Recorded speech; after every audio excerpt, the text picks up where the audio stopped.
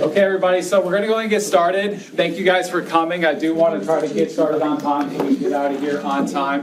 We do have several presenters on the agenda for today, so we're going to kind of skip around since we do have one of our people here choosing the best. So they're going around passing out their handouts, and when they're ready to go ahead and start their presentation, we'll go ahead and start listening.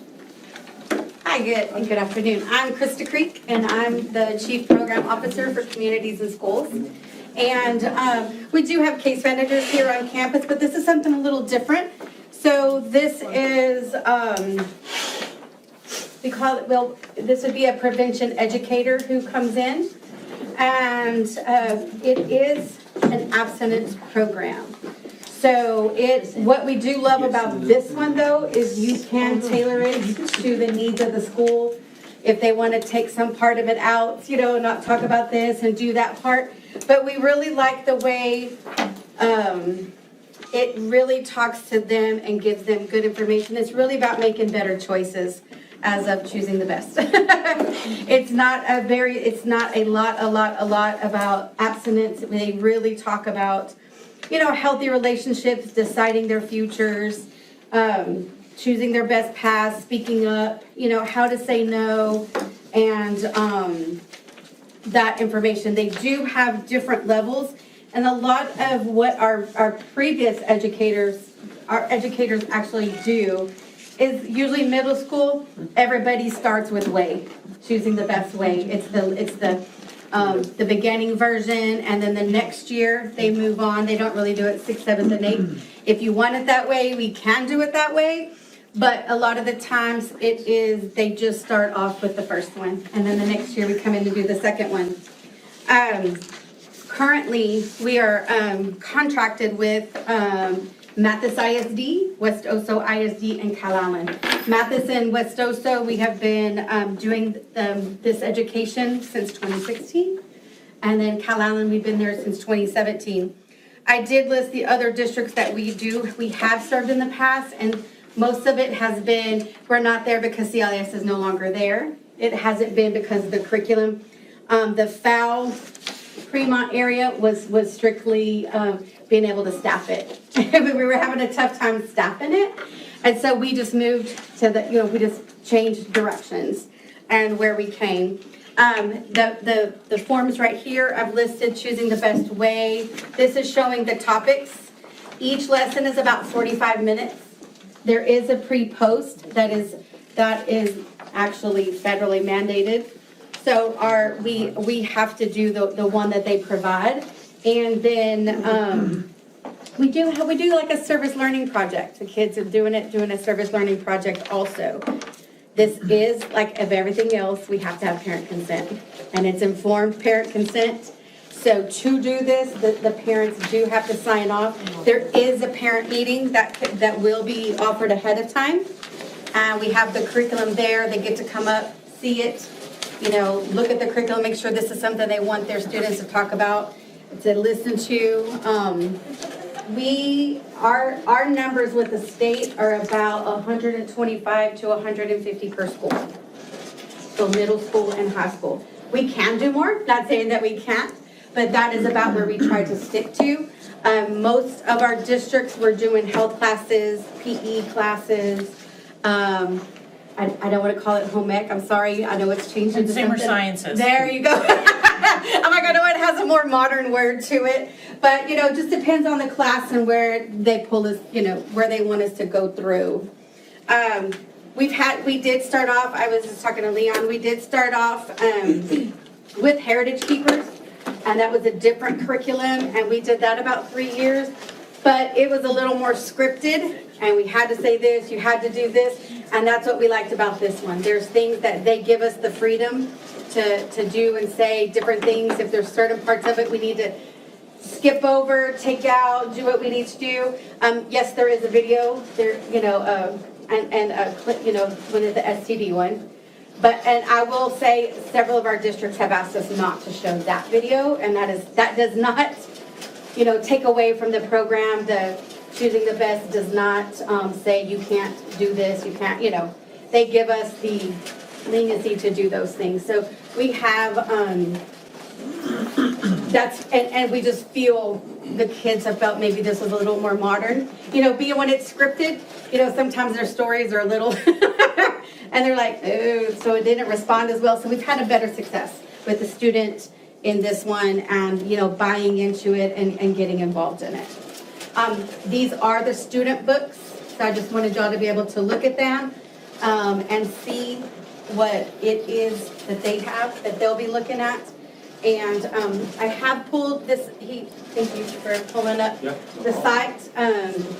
If there's anything in here you want me to pull up to look at, we can also do that too. These are the topics and gives you a little explanation of each of them.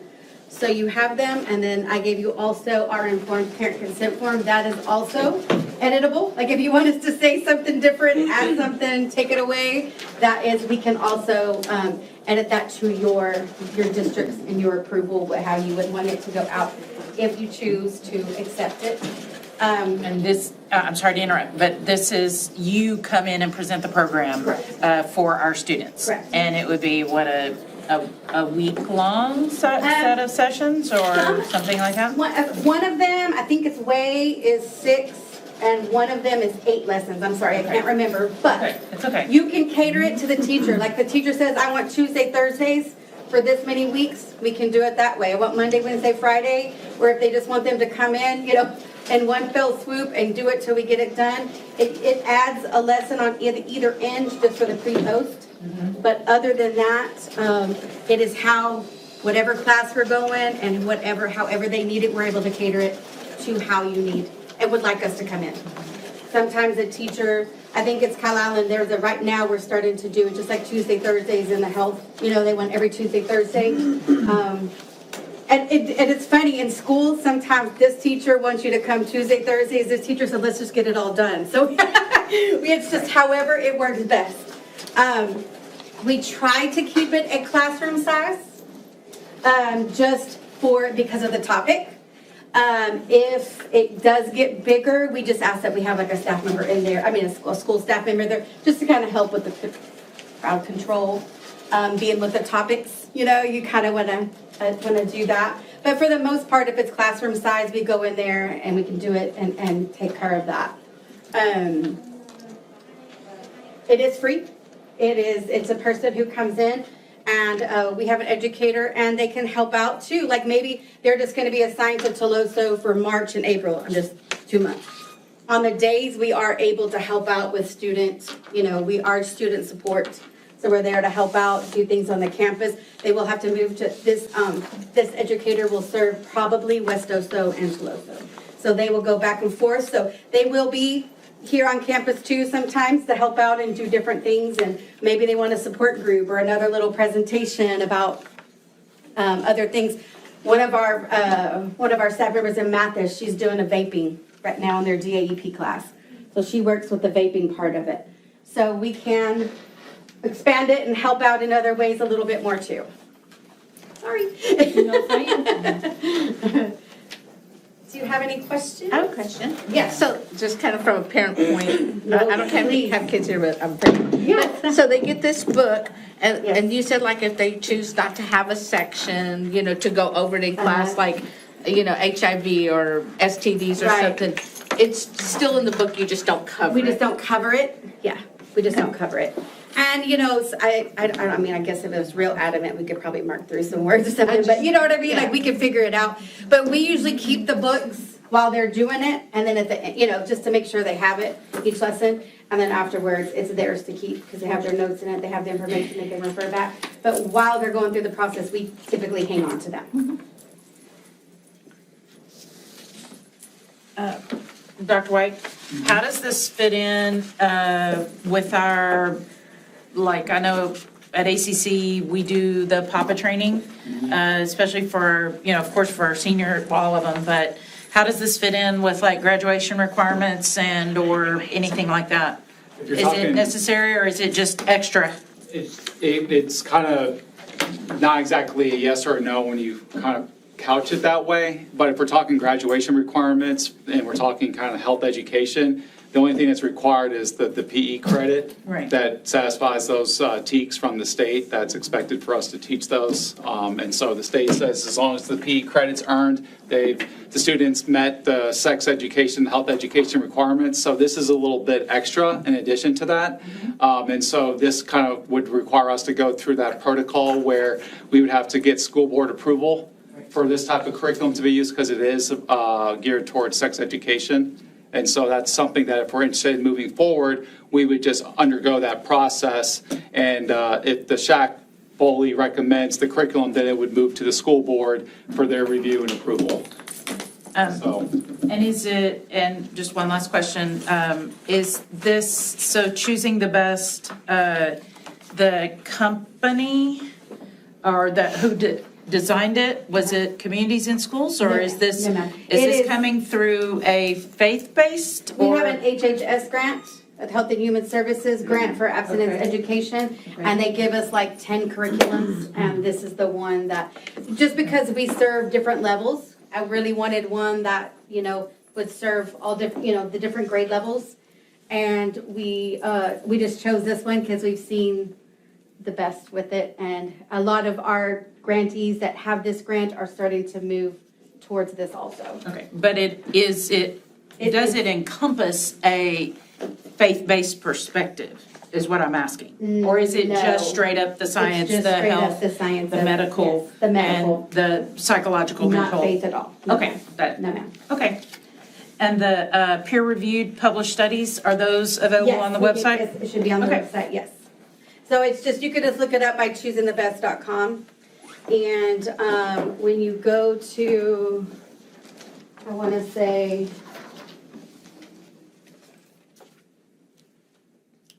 here, it'll show you the different curriculums.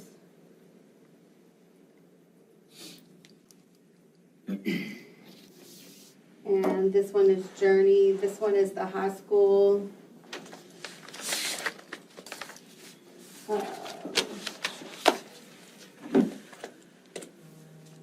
So here is a, would y'all like to see a sample of a clip? Yeah. Yeah, you're good?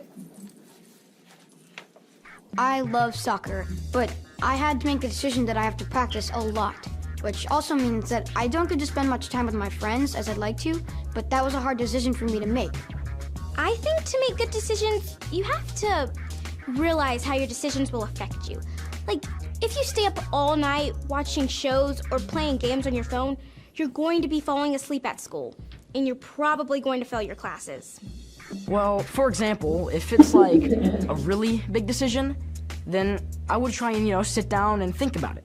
And think about what would happen if I chose this decision, or if I chose that decision.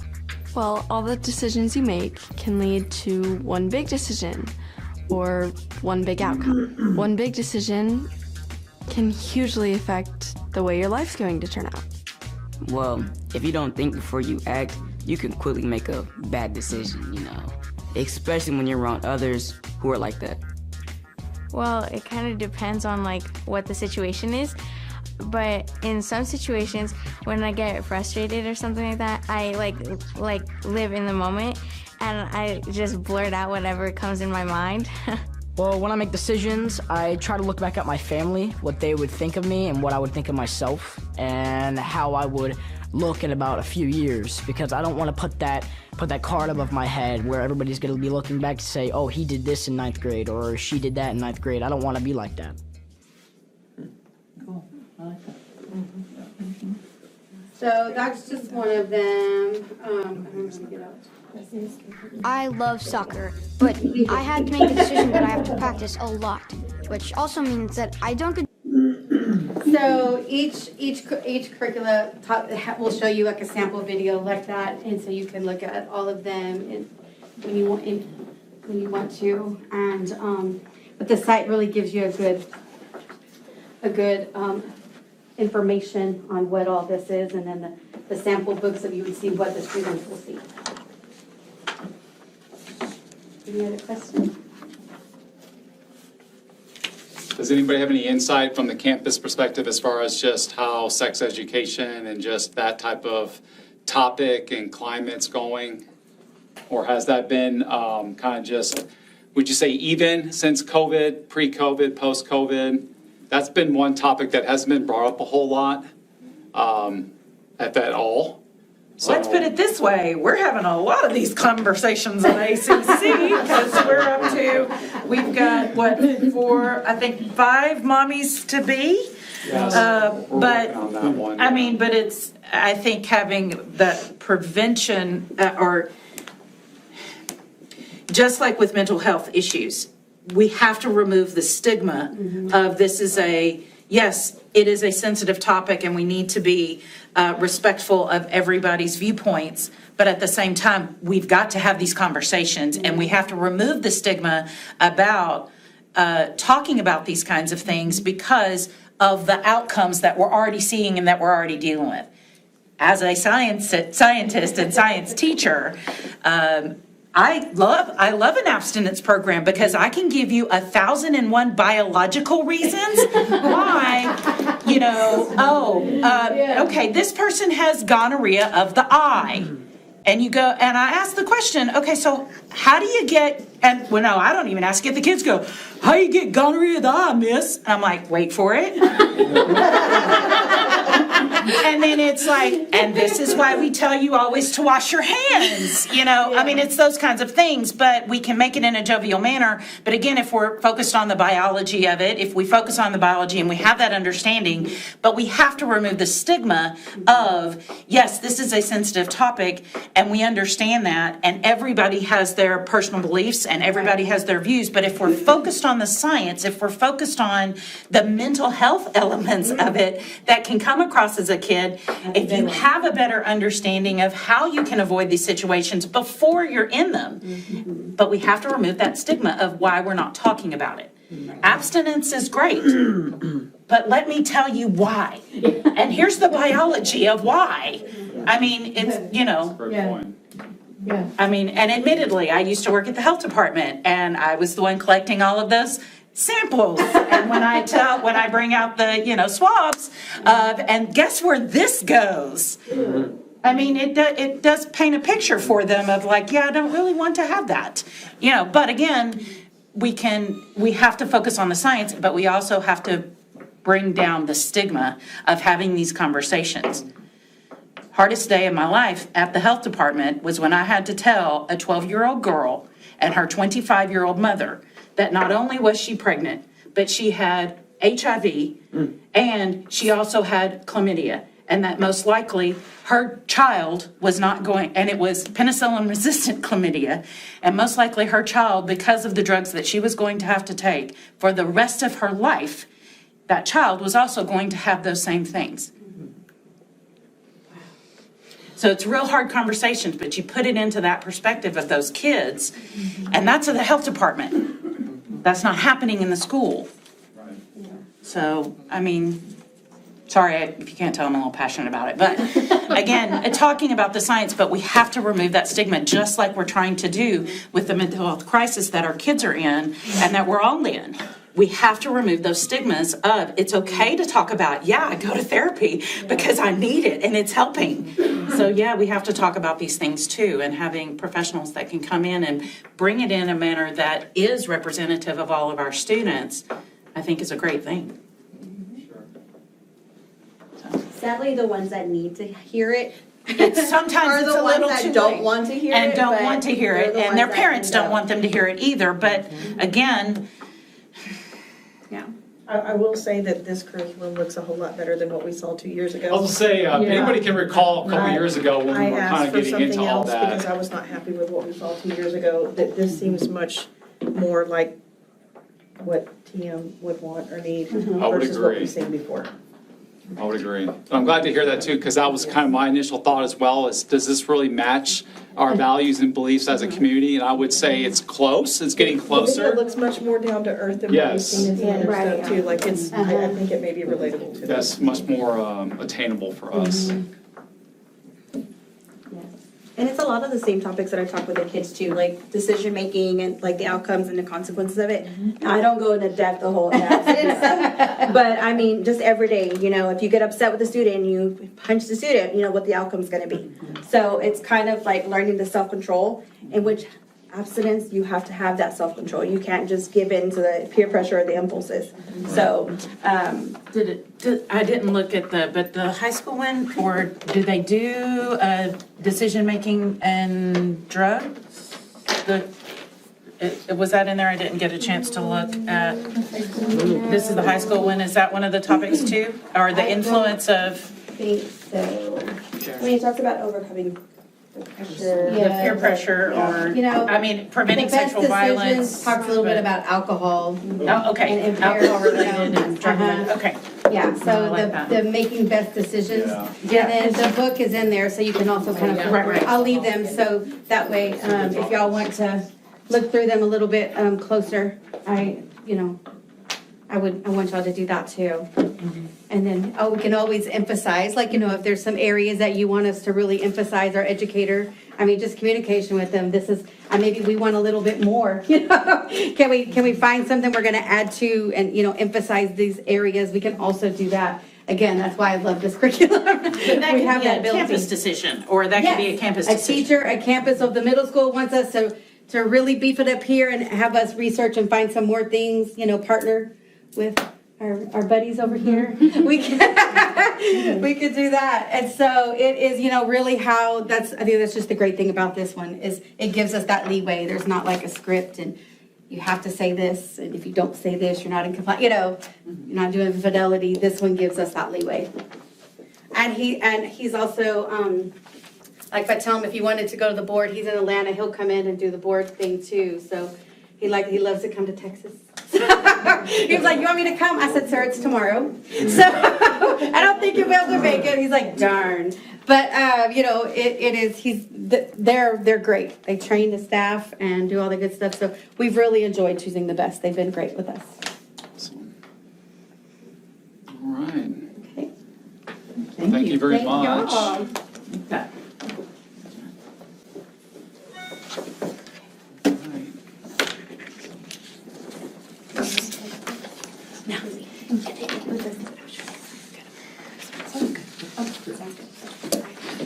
Thank you. Bye. Thank you all very much. Thank you. Thank you. Do we want to, who's on up next? Back to the top of the agenda? Yeah, we can do men's and women's clinic, or we can do LV 361, either or. Say not all at once. Let's go in order. Yeah. Let's do elevate. Okay. Okay. Do you have a USB? I do. She's got a USB, so we can do With a PowerPoint, if that's after that. possible. Awesome. Say, And I'm not real technical, so I might need help. you can get it in right here. Okay. And then it should kind of pop up. You ready for Reese? Do. Sorry. Oh, it's okay. Rest of it every day. I don't have one. It's just he didn't. I don't come in this often. I just asked her if she wanted me to pick them up. She's like, if y'all want to look at it some more, you can, but Okay, never mind. I don't mean, I can, let me. Okay. Should be good now. I always want to get the input from I guess you're not as good at it as I was. from our campus, since we're a little, No, I. you don't understand. I get it. Gosh. Everything going. Is he targeted? I can clean up the mess. He was like, "Sir, you have the messiest office in the whole building. Can I please clean this up?" Who said that? The new custodian. Like, you do know I didn't make that mess myself. Yeah, I was like, I didn't set this up. You just came in and just threw a party. I have to clean up my mess. So I have some handouts. One of my reasons why I'm a little late today is for technical difficulties. So I don't have, think I'm too short, but you guys will have to make copies. I'm sorry for those, but if you can share for now, and then I'll hand one out later. Thank you so much. And I'm gonna keep one, but I'll leave this one just so that I have it. So I wanted to introduce myself. First of all, my name is Kimberly Head. I am the center director of a program called Elevate 361. We service all of Nueces County. And so with y'all being part of Nueces County, I wanted to be sure to get the information to you to know what we're doing and why we're doing it. So I want to go backtrack a little bit. 2 years ago, there was a coalition started in Nueces County with the Workforce Commission, Del Mar College, Crossroads, Craft Training Center, Education to Employment Partners, CCISD was involved, as well as juvenile probation, and then a bunch of other community providers. But those are the main core partners involved in that coalition. And it was after the pandemic, and there's a hot topic called Opportunity Youth that's come up in the nation, and that's 16 to 24-year-olds that need assessment, need help to be able to get engaged in life. And so it really happened during the pandemic, whenever they were at home and weren't in school and all of those kinds of things. It got comfortable to sit on their couches, and they kept sitting on their couches, and didn't either go back to high school, didn't move on to any type of trade school or college afterwards, and ended up just not being involved in life, kind of just sitting there and not doing anything. So the city of Corpus Christi, along with Nueces County, decided like this is a big problem here, and they started a movement through the National League of Cities to go out and figure out what cities and what counties had the biggest problem. And so they did a study, and they commissioned Texas A&M Corpus Christi to do a study, and they found out that Nueces County has 10,000 opportunity youth. Of the 10,000 opportunity youth, surprisingly enough, many of them have a semester of college. And that was a big surprise, because they would have thought that they were mostly high school dropouts or people that graduated from high school and didn't go on, but a lot of them actually have at least one semester of college or started trade school and dropped out or something along those lines. But with that said, they said, oh my goodness, we have a huge problem here in Nueces County, we need to do something about it. And so the coalition applied for a grant through the Aspen Institute, who does funds a lot of opportunity youth things around the nation, and got the grant for the pilot to be able to open up a center. And so what the idea was is all of these different community partners all over the place, we have services in Nueces County for these opportunity youth. The problem is they couldn't navigate the services back and forth between all of the services, and they couldn't do transportation to all of the different places that they needed to go. So they're like, we need to break down the barriers for this age group and get them all under one roof in one building. And so that's what we've done. And we opened a center and have memorandums of understanding with all of our core partners. So we have Workforce Solutions in the building. We have Juvenile Corrections in the building. We have Crossroads in the building. CCISD is in the building for their recovery team. We have Educational Employment Partners in the building. And then we also have MOUs with Del Mar College that comes every month. Texas A&M, University of Corpus Christi, Texas A&M Kingsville, Craft Training Center, and all of those people come in and out of the building and do things, as well as Coastal Wellness Foundation and all the different community partners that we need to be able to have in one place. And so what the goal is to have this center open, and we did a heat map whenever we did the study and found out where the most of the 10,000 were, and we put the center dead in the middle of that, which is off of Morgan Avenue, close to Bonilla Plaza, if you're aware of the area. And so with a bus stop in our front yard, so they can ride the bus there, get on the bus there, so they're accessible. It's not quite as accessible to here, but that doesn't mean we can't come here as well. And so just so you know, there's some back and forth, plus we can have events at the center that we can bring them there as well. We work real closely with Solomon Coles High School in Corpus Christi. I know you have a program similar to that here with Tolosa Midway, because those seniors graduate maybe February, right, or November. They might be there a short period of time. All of those Solomon Coles students get referred to us automatically, so they don't sit on their couches from when they graduate in November all the way until the semester starts, because that's where you lose them. So all of those kids end up being referred to our program. If they want intake into our program, we put them in the program and we help get them on their way. A lot of what we end up doing is parenting them, to help them navigate. And I say that not with disdain. Honestly, some parents, they couldn't parent if they wanted to, right? We all know that. But some, single parents working 80 hours a week, you don't have the opportunity to do some of the things that you know you need to do. So that's the first thing. And the other thing is some of the generational issues, they never learn themselves how to do those things. And so not only are we trying to bring up the 16 to 24-year-olds, we also have a family-based program where we have family days and we offer services at a different program to the parents and anybody over 25 and above, to where they can get assistance too, and all the same services. It's just that they're not going to be case managed as much as the younger population is going to be, and they're going to be expected to navigate some of it themselves, but all the services are still there for their families if that's what they need. So I just wanted to go through a few things and highlight some of our program. Hold on just a second. So, like I said, it's happening. We have a whole environment to where when they come in, they get have an intake process.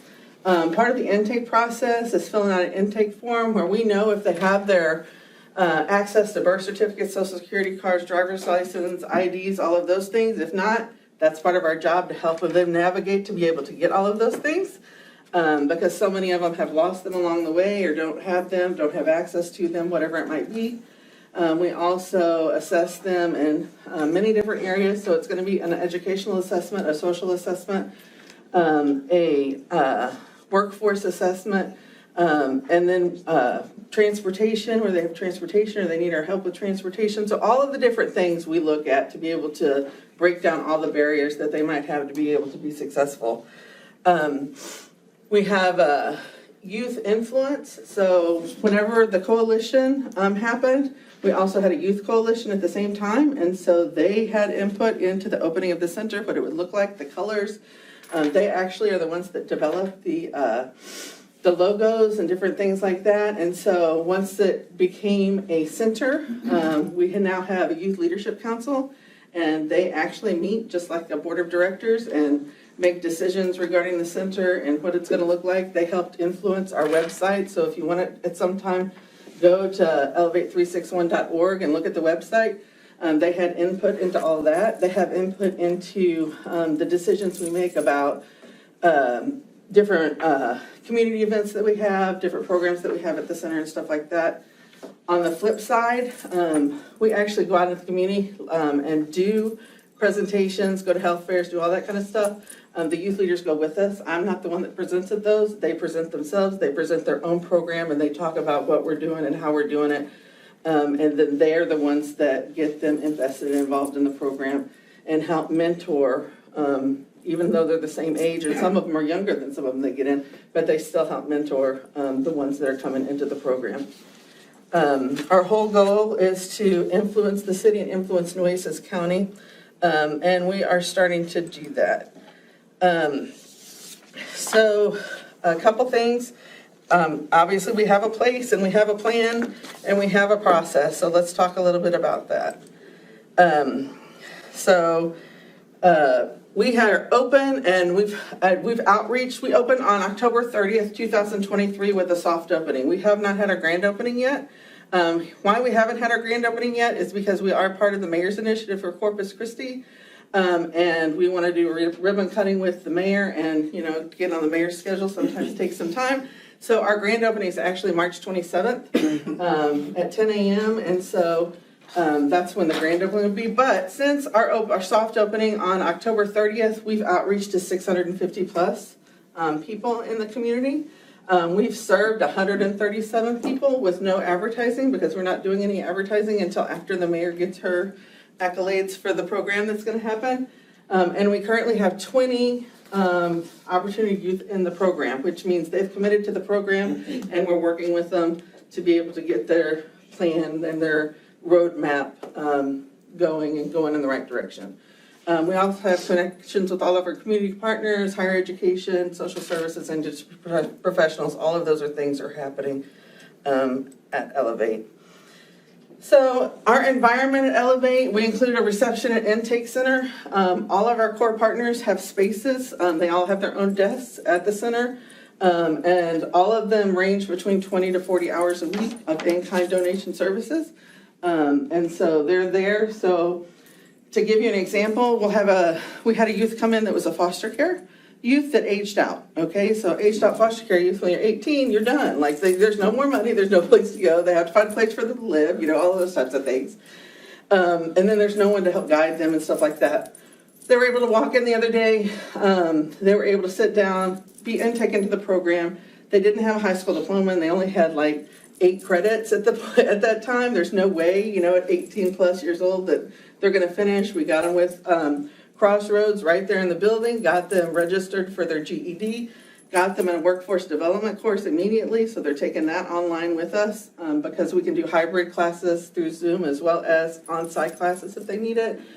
And we're working on the resume to be able to get them a job. Even if it's a minor job right now, it's still a job to be able to get them going until we can get their GED done and then get them on into craft training centers, the plan after that.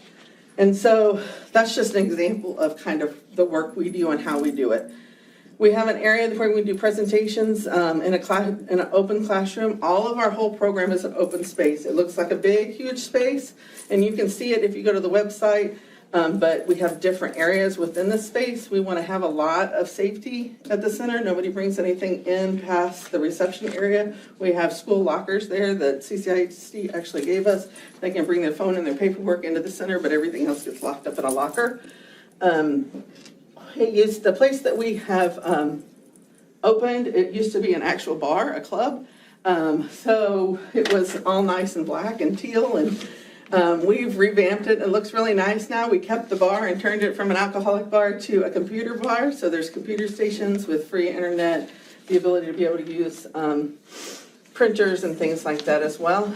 We have a recreation area with a pool table, games, ping pong, different things like that so that they can actually recreate in there.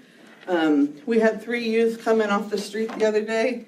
Walked into the center, and they literally told us, this is the exact words out of their mouth, we have a vision what we want to do with our life and we're not doing it, we're getting in trouble, we need help. So all 3 of them sat down. We started to intake them. They were able to, 2 of them, because you have to meet privately with them, right? So you need to talk to them individually. So the other ones were able to play pool and enjoy themselves and do some things that are pro-social in the center while we intake one at a time. And got them all invested in the program, got them started, got them all on the way to getting their GEDs as well. And so we have the recreation area. We have a food and clothing pantry. The clothing pantry, we've done clothing drives.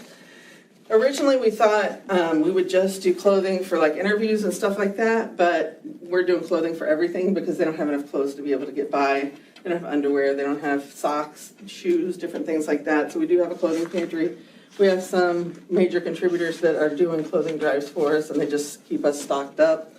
And honestly, the building owners that we're renting the building from, when they saw what we were doing, they said, we want to take on the clothing pantry, and we're going to wash the clothes that come in, hang them up for you, make sure that that all gets done.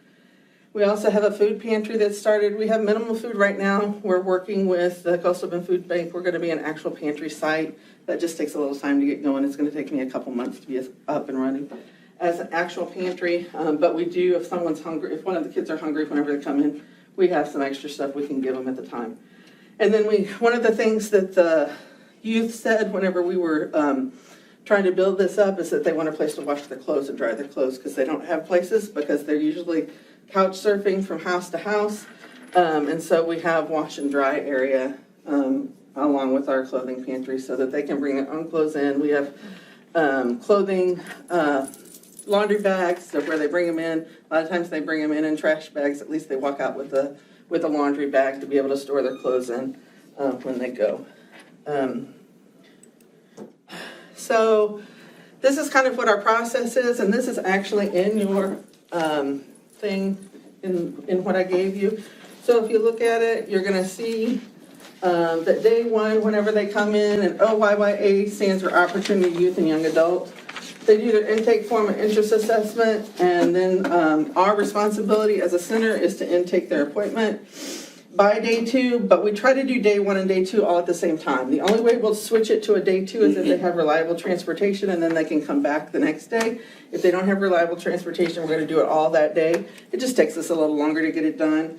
But we do what's called a mapping tool and a self-mapping tool, and it goes through all the different areas of life, and it lets us know what this person's individual needs are to be able to be successful. And they tell us what they think their individual needs are, and we put the both together and we come up with a roadmap of what direction that we need to go.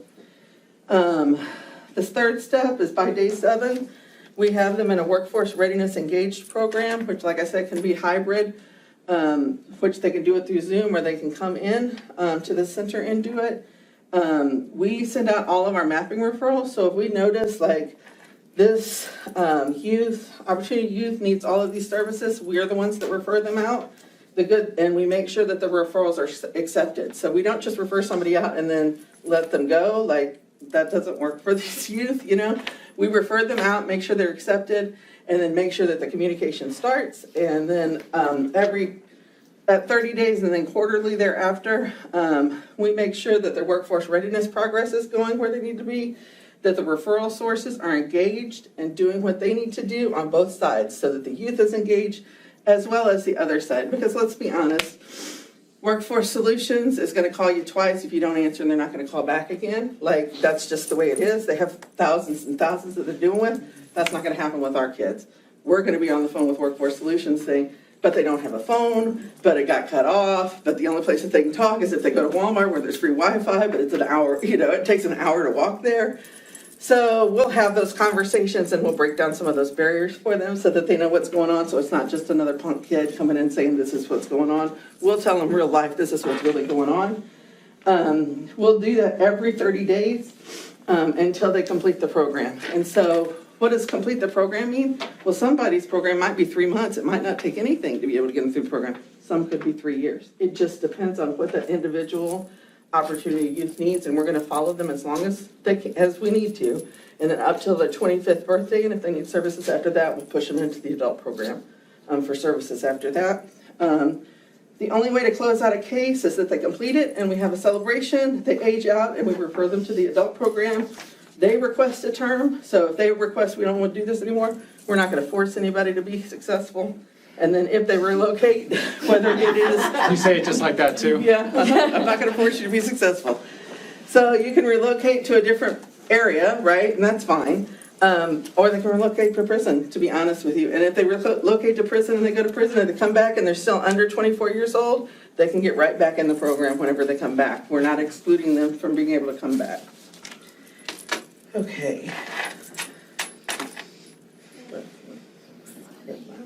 Okay, our structure, so we are a pretty structured program, and you'll see the next page in your handouts. It talks you through Monday through Saturday and what we do. We're officially open right now because we're in a soft opening Monday through Friday, 10 to 6, and then we have events on Saturday, but we're not officially open on Saturday, we just have events on that day. As we grow, we're hoping to be open on Saturday as well. We're just not quite there, but our weekly structure includes Mindset Monday, where we're working on how to organize your workspace, getting your head in the game, making touches with the people that you work with. 220 Tuesday, 220 is our workforce engagement program, and so everything we do for workforce engagement is done on Tuesday. Wonder Wednesday is, have you ever wondered if you could do this? So have you ever wondered if you could go to Del Mar? Have you ever wondered if you could go to Tambuk? Have you ever wondered if you could go and work in this field, like be a chef? We bring those people in every Wednesday, and they can come to and meet with those people, talk about what it's really like to do those jobs, and understand what a career path in that area might be like. Thinking Thursdays, that's all resumes, interview practice, technology training. For Real Fridays, that's really about community service work, transportation support, we work with child care partners on those days, different stuff like that. But it's really about social services.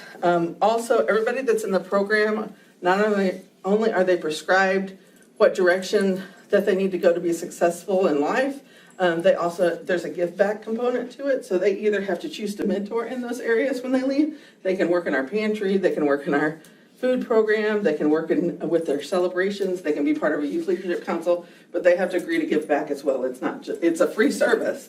But the free service includes you giving back in kind to be able to help other kids that are coming out of poverty. Okay. And then Saturdays is when we have all our parties. Like I said, we have our birthday parties, Christmas parties, family events on that day. We had a movie and FAFSA day where they were able to come do their, people that need to come do their FAFSAs. We had movie and popcorn, stuff like that. I've told you about the influence, so I'm not going to go through anything other than we currently have 14 16 to 24-year-olds on our Youth Leadership Council. They are meeting monthly. We are at a point now to where I'm turning the meetings over to them. They are self-governed now, so they know how to do it. Now I'm there, and I'm there to help them be able to lead themselves. But they're doing it themselves, and their focus is on investment in the center, overcoming themselves and helping others overcome, and then giving back to the community in general.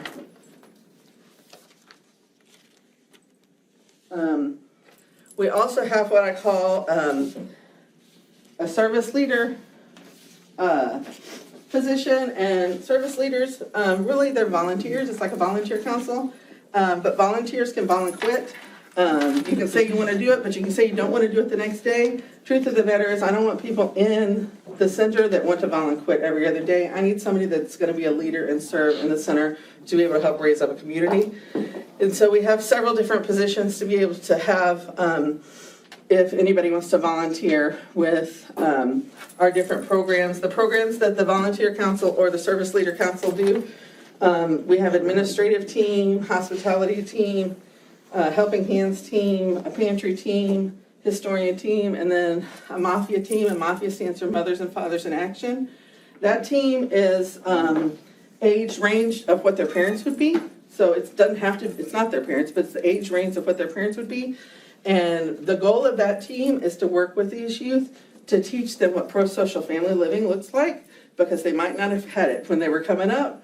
To teach them what traditions for different holidays and things look like, to teach them conflict resolution with the families, to be birthday buddies because they probably don't get anything for their birthdays, to support them at Christmas time and during the holidays when they need to. So this is really just like almost like a substitute family that's teaching them the things that they might have missed as they were coming up, so that they don't repeat the cycle as they move on.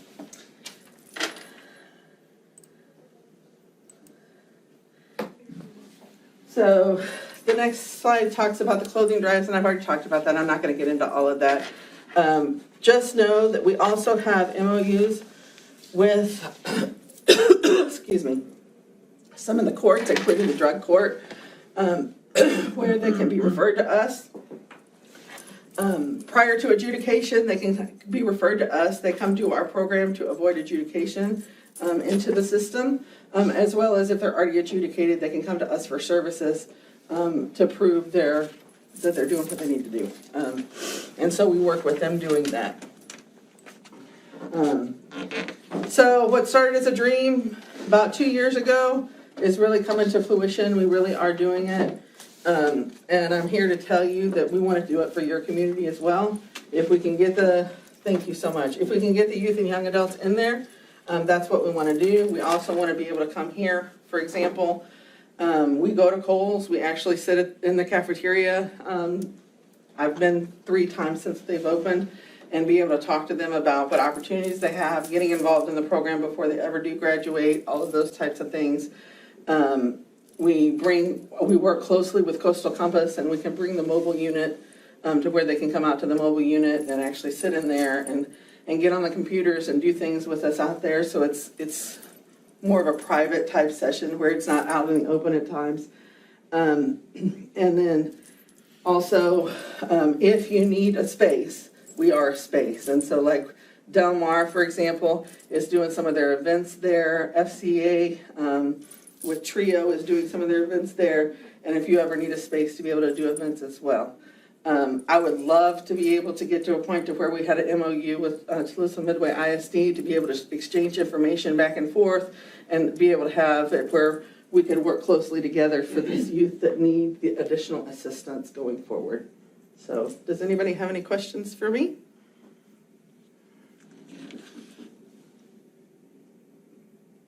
Okay. No questions, okay. All right. I'll leave this for somebody as well. Thank you very much, Ms. Thank you. I appreciate it. Thanks for letting me come. Absolutely.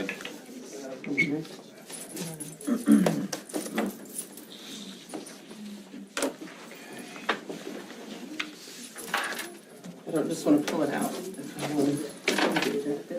That's fine. Okay, thank you. Somebody not get one of these that wants one? Everybody good? Thank you. Thank you.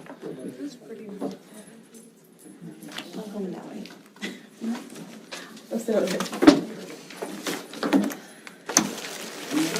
Last but not least. All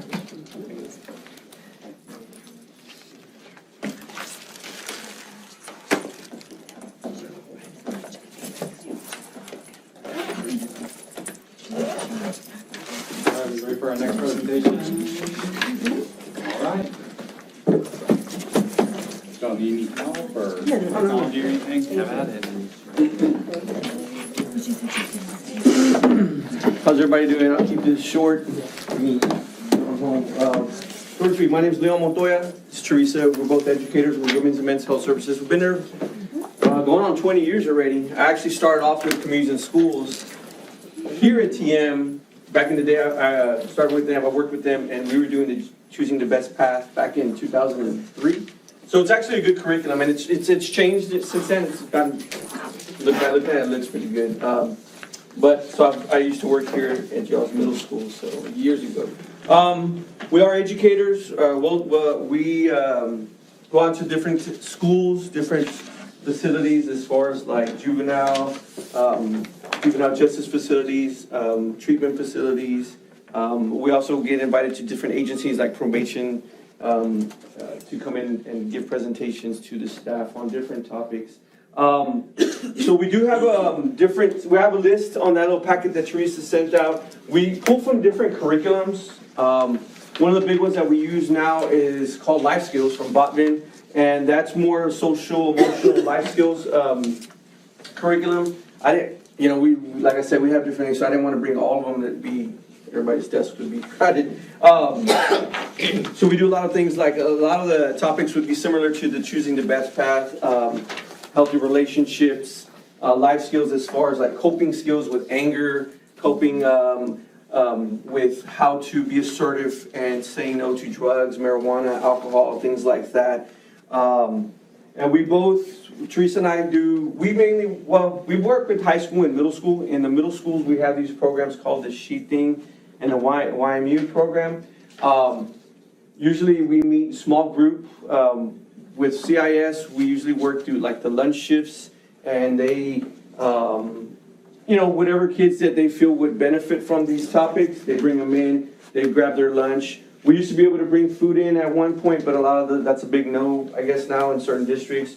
But we used to bring pizzas. That way it would encourage them to come and stay, and we build a rapport with them. And we like working with small group because you kind of get to know them and like to hear their perspective on a lot of these topics, and then give them the information. So we use activities, PowerPoints. We have information videos that we also provide, especially like on vaping is a big vaping is a big thing going on right now. We've been asked to go all over the coastal Bend area to present on it.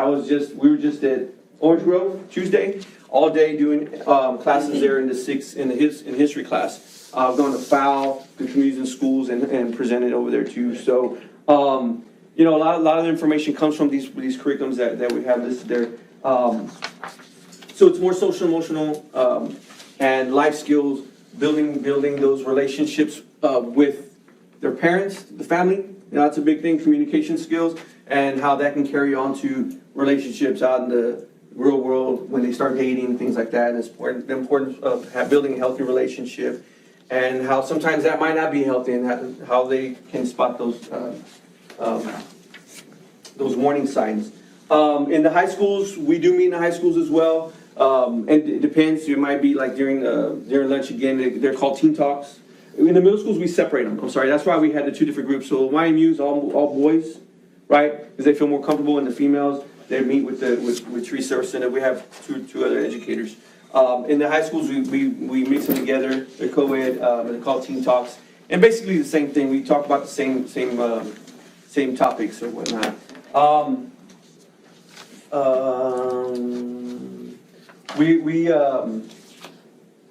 What's the other program that we offer? I'm drawing a blank. How long they start, guys? Under the life skills, the Bean Education, Independent City. Yeah, so we have other programs. We have other activities that we provide with them also. Bean Budget, we show them how, give kind of a real world example when they move out, what it's like to live on their own and have to go and find an apartment, look for different utilities, and then what it'd be like to have an income and things like that. I know our facility, our services, it's a reproductive health services, but we don't, a lot of it, we tailor our programs to what the school needs, okay? On this curriculum, on this list, we didn't add anything with STDs, no, anything like that, contraception, family planning things. Unless the school feels like that's deemed necessary, like the teacher that was talking back there. Some programs do need those, some schools may like that, and some students do actually need those topics, but again, we tailor our programs to what the school needs are. So this is more of the life skills, social, emotional program that we offer. We can meet as often as, usually we meet every other week, once a week. We can also do presentations, like I mentioned, all day in the classrooms. We try not to schedule it, or we work with the school so that we don't interfere with like any of the content classes, like the main histories or whatnot. Usually during PE or health or an elective, something like that. That way we don't mess with any of the, I know it's important, STAR and all that stuff, so. Any questions, comments? Yeah. I went to a school board conference not too long ago, and I like the services, but do y'all get into the real dangers of the bigger drugs? Because, and though at that school board conference, the session that was most attended was one pill can kill. And it was what do you call it? The fentanyl. Yeah. We mix it in there. We mix it in there with the marijuana and the vaping, because a lot of things are being laced with fentanyl, and a lot of these kids are real. They're real trusting in other kids, and they're impressionable, and they want to have likes or whatnot, and so they'll accept things. And so whenever we do go talk about the marijuana or the vaping or whatnot, we bring in the fentanyl aspect of it, because that's a big issue going on right now. And all it takes is just a small amount, and it can be deadly. And we give examples of what's happened, real life examples of people who've. Kids that have. They showed us like videos there, and it was really scary. It is. Oh yeah. And the fact that the kids, like you said, they trust their friends, and their friends don't have a clue of what they're selling anymore. Well, one of the topics I'm sorry to interrupt, is social media, and different times. These kids. Y'all know. I'm sure y'all have kids and whatnot, and they get exposed to different things, more information now. And that's a big topic that Teresa and I talk about also, is how social media can impact your life and what you put out there, and the misinformation that's out there. So that's a big, but that's something that we do bring into play, is the fentanyl.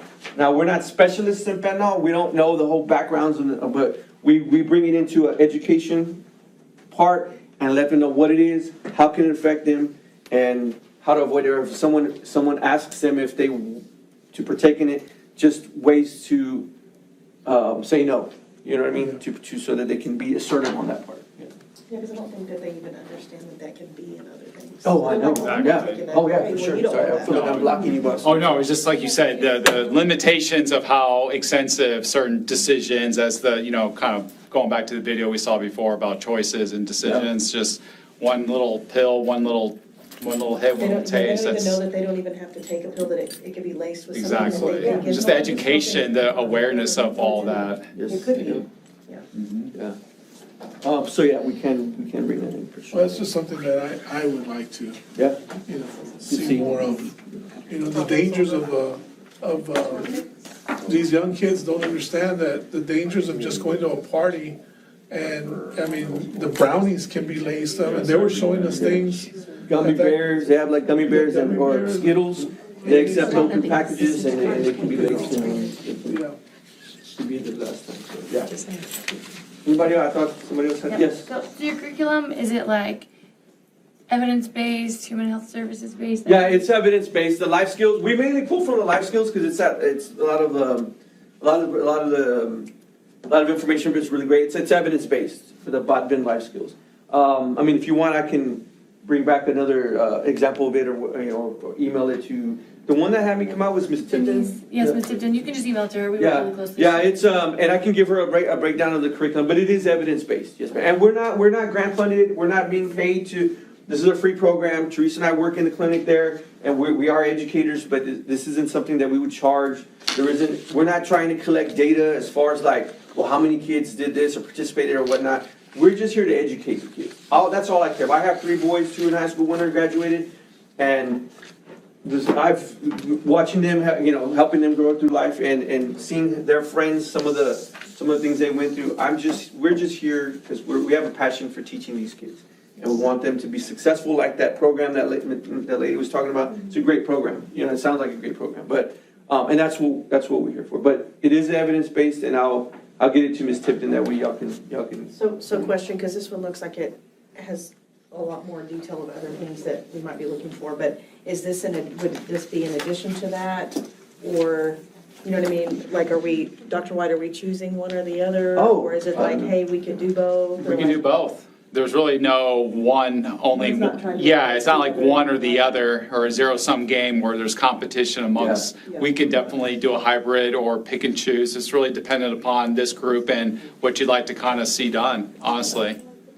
And then how do y'all do with consent? Like, I know choosing best, they had to have parental consent. How does y'all's program? We do that too. We do parent consents, yeah. We'll have our own permission slip that we send out to whatever kids that they want to participate, and it's required for them to be in the group, for sure, yeah. If it's an all-day thing in the classroom, we'd have to get with the teachers and do the whole opt-out. And then, so if they want to opt out, the teacher will make arrangements for them to go to the library, do some in another classroom. When we go to grade reporting, we go in there, we talk to the 6th, 7th, and 8th graders from different topics, from bullying, vaping, healthy relationships as far as like family and friends. Then we get into like in 7th grade, it's more dating, and then healthy relationships and abusive relationships. But those that don't want to participate, because we do understand how some families may not want their kids exposed to some of this information, then we give them the choice to opt out. But the ones that do want that, families that want them to participate, we'll have them sign a consent form. But you said this is smaller groups, so this will be more targeted to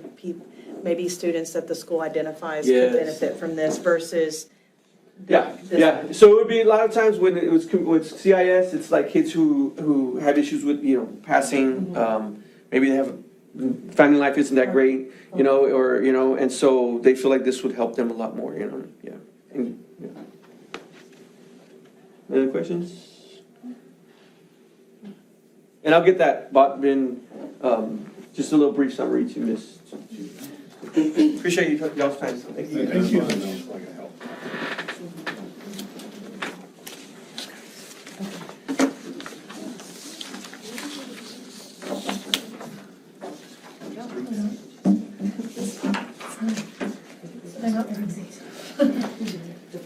So now that we've heard from 3 different speakers, 3 different presentations, does anybody have any final thoughts or anything they'd like to share on what they heard, or anything of interest, or something they want to know more specifically about for next time when we meet? Do we want to try to see more on the curriculum that we heard about today? Anybody have find that there's a need or a desire to do or to bring this forward more? I think it's definitely needed. I know that Crystal can probably speak to that on the campus. All of these topics are definitely things. Yeah, and probably benefiting from both. And I'm not being biased because, choose one or the other. But I've seen different maturity levels. There's some kids that are literally, living in a bubble. They really don't see those certain things. And as versus you see those kids that they've been exposed to a whole lot more that you just wish they didn't. So, maybe kind of, in a way, not getting those kids that are not involved more exposed to things, or you know what I mean? Because I know some parents feel like, well, if they don't see it happening, it's not happening. So the whole ignorance is bliss. Right, yes, that whole thing. I hear it a lot, especially phone calls from parents. I feel like I'm educating more of the parents than I do the kids. Absolutely. So it's one of the things. So the kids are like, well, are you our case manager? I'm like, no, I work for your parents because they need to be case managed sometimes. But, if y'all decide to choose both, I think it would be great, because like I said, you have different maturity levels. I think women's clinic did like, well, I guess this one did too. It's more specific stuff. Yeah, they do. Different stuff. It definitely looks better than some of the material that's. Yes, this is been presented before. much improved from when we were kind of looking at this stuff a couple years It ago. looks a lot more updated too. Yes, Yeah, updated, but I've fresh, seen a lot of, like, kind of not teetering on the lines or boundaries of where we should be going, but just making it kind of right nice down the middle a little bit. No, this didn't offend me or makes me feel icky or weird or, with certain topics and things like that. So that's always a good start. And I'm hardly offended ever, so, it's like. Dr. Bishop left her vote in favor of all three. Okay. She wanted you to know that She's already got the vote. So she's in vote in favor. She wanted you to know. That's her proxy. So, yeah, exactly right. What we'll do is we'll bring more of this information to the next meeting. That way, at that meeting, we'll make a decision as far as if we're going to kind of move forward and go through like a more formal protocol to eventually get to the school board. So we'll have that kind of conversation at the next meeting. We'll have that. We'll have some additional literature and just some more of the social emotional and some of these topics that keep coming up in presentations or just as they come about through incidents or other types of things. So that'll kind of be a culmination of the work that we've done this year at the next meeting. Hopefully as a kind of cap to this year, but also as we look to next school year, maybe some of the things that we can start kind of implementing or doing based on what we meet about at the last meeting in a couple months or so. What about Elevate 361? Because that's not really. Yeah, so how does Elevate 361 how did that resonate or fit with people's ideas of just what that was or what they could imagine that being like for our kids? Did anybody have any thoughts or just I think it's takeaways? a great idea for the at-risk kids that we have on the campuses. I know it's from 16 to 24. Yeah. But at least as when they're moving out from the middle school, they have that option and more resistance, because a lot of these kids are raising themselves. So they don't have any positive, I guess, influences to kind of guide them in the right direction. So I think Elevate 361 will definitely benefit a lot of my kids that are going up to the high school. And I think some of the conversations I've had with Elevate 361 is like our ACC kids would definitely benefit from that. Right. But also our kids that are coming back from courts where they're saying they have to get back into school or whatever. For transition? Right. Some of them, I know that you're saying that the drug courts are allowing them to go to Elevate 361 instead of forcing them back into school so they can kind of do a GED program. So we aren't necessarily getting those kids that have no interest, so we're not getting dinged with the attendance and the truancy and all of that because they're still participating. So we could, those kids that come, we can, talk to the probation officer, see if this is an option, so we can refer you on to Elevate 361 and just being able to share that information. At the high school, we've had a lot. Because that would actually, Elevate 361, based on what I heard, we could code that as a GED type program since they kind of help facilitate that. They help them do both, but they help them for the kids that maybe dropped out Right. and want to get back into school. They help them get back in their local district or whatever if they need to, if they're willing to go, all of those things. The foster youth she was talking about actually tried to enroll at the high school here, specifically, but the kid had like 12 credits. Didn't have transportation, didn't live in the district, wanted to go to ACC, so there was a lot of reasons, and he was 18 plus, so there's a lot of reasons that TM didn't accept him, but they were able to help him at Elevate 361, and so it's good to have that as a partner, I feel like, to be able to refer those kids that we have there that way. But that's an on-site. That's on-site on Morgan, right? That's not here. Correct. And I'd be curious if there was a way to, as through like the MOU or the partnership, they couldn't kind of do some more outreach to us rather than the other way around. I'm sure they could work. I'm sure they could work something out if they were interested in doing business with That's what us. she's talking about. She Yeah, goes and sets up at exactly. school. She has like a unit where they can go inside, like during lunch or whatever, and they can do their computer stuff. But they're here. They come to the campus, to the school district, and help them because we are rural to help them. So that way they don't have to go all the way to Right. Morgan to get the help that they need. They can get it while they're there, and they'll still continue to follow them. And she really works with the, like Coles High School is the ACC essentially, and so she really makes sure that if they're graduating in January, that they got till August before school starts or whatever for college or whatever, they're doing something, they're being motivated, getting into school, to workforce solutions, all of those things. Another option. Right. Also think of our Compass Academy students at the high school. Now that we've started that program, this could be another kind of conversation piece as we advise them post-graduation, for sure. So, yeah. Absolutely. I'm really excited about the campus. Me too. It's off to a great start. It looks like it is. It's going to be a game changer for sure. So some really good programs and some things that are coming out.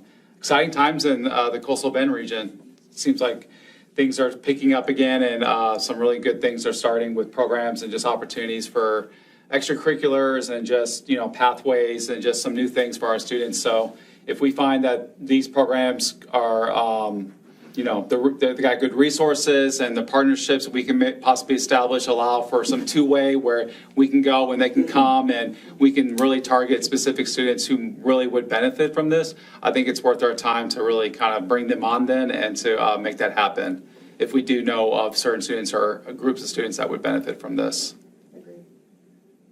So we don't have anything at our level to preface this, like it's all Right. 6th grade and up, and how do we go about getting like a health class or something? I think that's just part of us talking to them and saying kind of what our situation is, what we're trying to do, the grade level, the focus, the goal, and see what they can come up with. To me, if they can do it for 6th grade, I can't imagine why they couldn't lower or have something kind of as a dovetail into middle school from the intermediate standpoint, why they couldn't do the same thing. Well, especially since we have the YWCA for our girls at the intermediate, but we don't have anything for the guys there. So the 5th grade girls are getting the YWCA like monthly or weekly or whatever the case is, where it'd be nice to have that for the boys to have something to have those, because it's similar as far as like encouraging. Right. Good And that's just, discussions. if we have those specific questions, we can ask these groups here to see what they could provide us or even possibly recommend to us. So definitely some things to look into. Anybody else have any other thoughts or reflections or just comments from the meeting? I was asked by someone at the school if I would propose that we not make recess mandatory. Or if we did, we would make it a certain number of minutes for 2 weeks or something. Did you start telling that person to begin petting their congressman to get that law changed? Because that's the only way that would work. All right. Okay. I'll let them know.